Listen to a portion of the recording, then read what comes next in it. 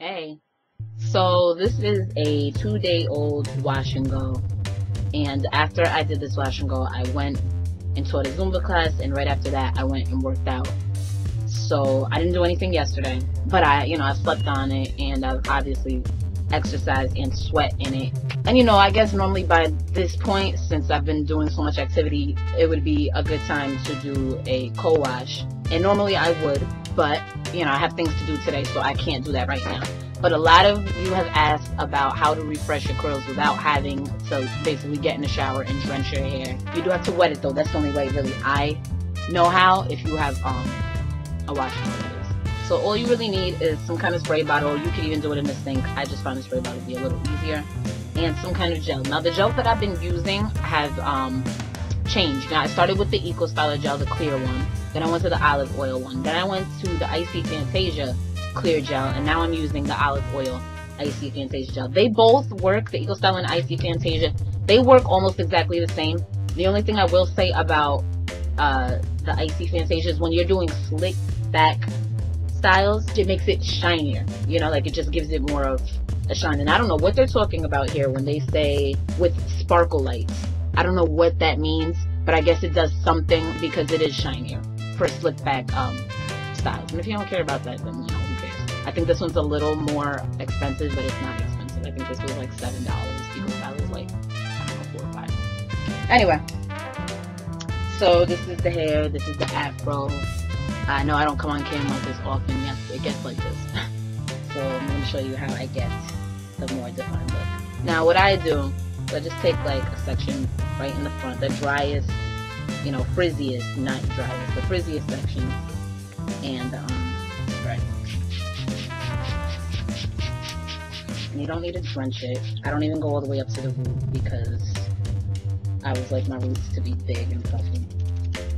And I guess you could use a comb or a brush. I always use my fingers.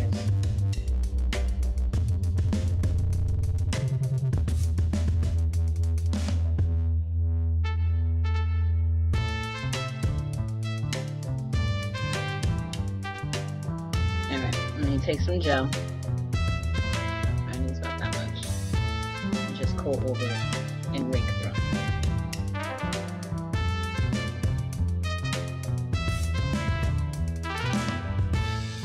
Now, see how it weighs it down a little bit at first. My hair, though, doesn't get weighed down very easily.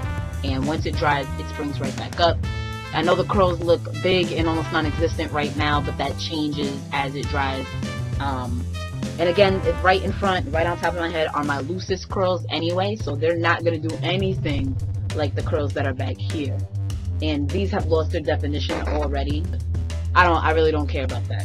It's more the front, I think, that we women and men are concerned about, because the back is, the back should give you the body and the volume that you want. So the front is what we will define, or what I will define. So we'll take another section just along the top, just a frizzy part, and spray again, same exact process.